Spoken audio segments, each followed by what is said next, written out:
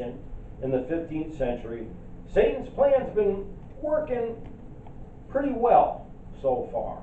I mean, they established the Holy Roman Empire under Charlemagne back in the 700s, and of course, you know, they're all kissing the Pope's big toe there. The Roman Catholic Church is at the zenith at this point of its power and glory. You know, and through the heirs of the church in Antioch, our predecessors in the faith, they've always been and had never ceased, though, in their labors and what they were doing. And so the next big move, though, here for the preservation and the distribution of the Word of God, though, is not going to come directly through them, interestingly enough.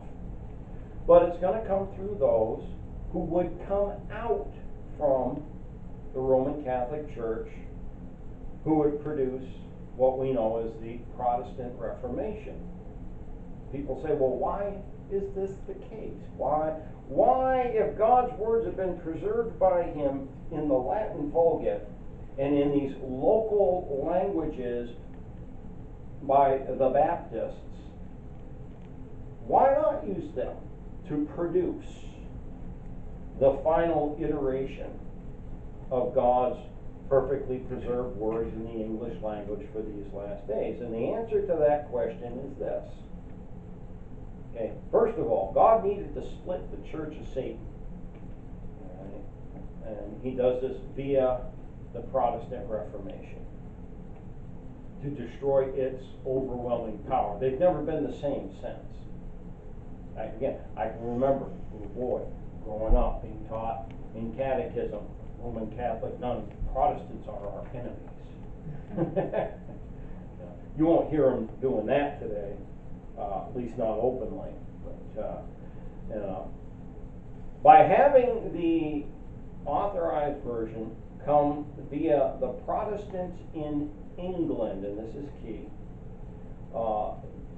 it's going to solidify the Reformers' position against Rome, and is going to weaken the great core with this. You've got to remember, okay, these folks are coming out of the Church of Rome, and a lot of their viewpoints, a lot of their thought process, I mean, they never got Rome completely out of their blood, which is why almost every last one of them has come back under Rome in these last days here. Okay, they, as the Church of Rome, still saw Baptists as heretics. Okay. And they were persecuted by the Protestants. I mean, right up into, we go to our own history in this country, and they're being prosecuted right up to almost the American Revolution and beyond in some cases. Some of the men, like Cartwright, the book is back there on the shelf there, he hated Baptists. He was Methodist, I mean, here in Massachusetts, if you're a Baptist, you couldn't have an open public service.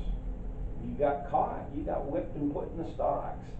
I mean, that's where the colony of Rhode Island came from, was to produce a colony where Baptists could have open churches. So, no Bible that has been produced via the Anabaptists would ever have been accepted by any Protestant, particularly your English Protestants. I'm trying to think of here. It'll come back to me.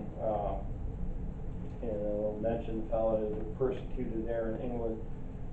Pilgrim's Progress. Who am I trying to think of? What's John Bunyan. John Bunyan. John Bunyan, okay. This is in the 1660s, 1670s. He's in jail there in Protestant England. 100 years later, okay, the two books most commonly found in every home in colonial United States, the Authorized Version and Pilgrim's Progress. In fact, more people have read Pilgrim's. The only book that has been read more than Pilgrim's Progress all around the world. But in his lifetime, he's been being sent to jail for being a Baptist preacher. Now, it was England and the English language which are going to rule over the world throughout the Philadelphia age of the church, the age that preceded, begins with the Reformation, leads down to our time. And that's how God chose to spread the gospel of Jesus Christ, was through this. So they're not going to accept, even though they've been producing it for centuries, the Word of God in the English language coming from the Baptists. So, hence the Reformation, English Protestantism.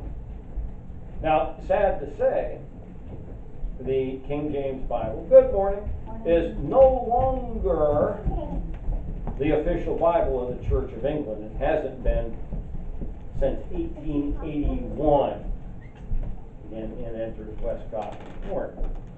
The official Bible has been, since that time, in the Anglican Episcopal churches,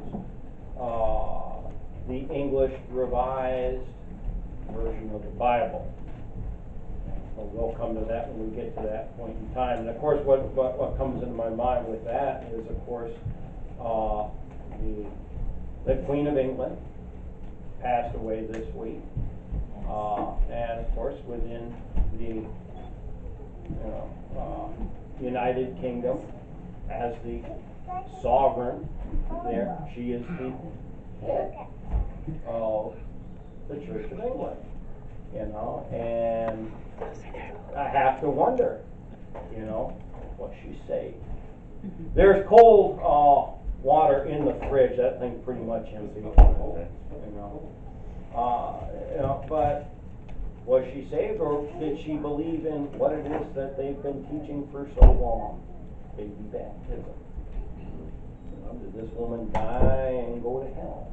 And that would be a sad thing, considering the fact that God, through the Protestant Reformation, provided us His perfectly preserved words, and that's what brought the beginnings of the gospel going around the entire world. All right, we're going to stop there for this morning. Are there any questions, comments, anything that anybody would like me to repeat for them this morning? Yes, sir. You'll be interested